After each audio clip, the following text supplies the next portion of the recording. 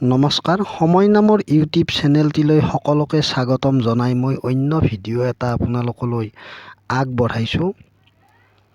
আজি গুৱাহাটী শিলহাকো বিলৰ উচ্ছেদ অভিযান চাবলৈ গৈ দেখিলোঁ বহুতো হৃদয় বিদাৰক ঘটনা।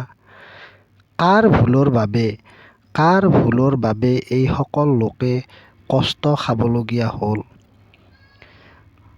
মানুহে জীৱনত দুটা বস্তু কিনিলে সদায় ভালদৰে কাগজ পৰীক্ষা কৰি লৈহে কিনিব লাগে।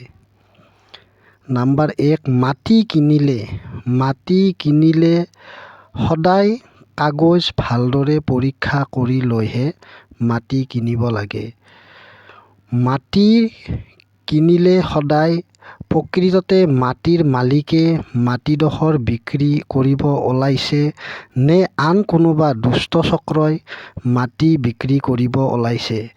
মাটিডোখৰ কাৰ নামত আছে, অফিচত গৈ ভালদৰে চাই সময়মতে মাটিডোখৰৰ খাজানা দি থকা হৈছে নে নাই, এই গোটেইবিলাক কথা জানি বুজি লৈহে মাটি কিনিব লাগে।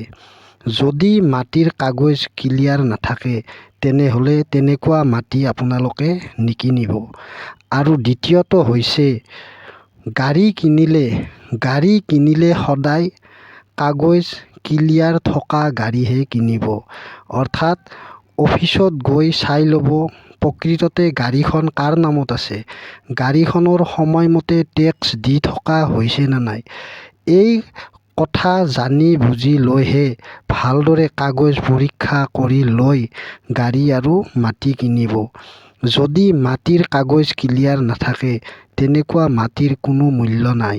আৰু যদি গাড়ীৰ কাগজ ক্লিয়াৰ নাথাকে তেনেকুৱা গাড়ীৰ কোনো মূল্য নাই। সেয়েহে আপোনালোকে গাড়ী আৰু মাটি কিনিলে তন্নকৈ কাগজ পৰীক্ষা কৰি লৈহে কিনিব।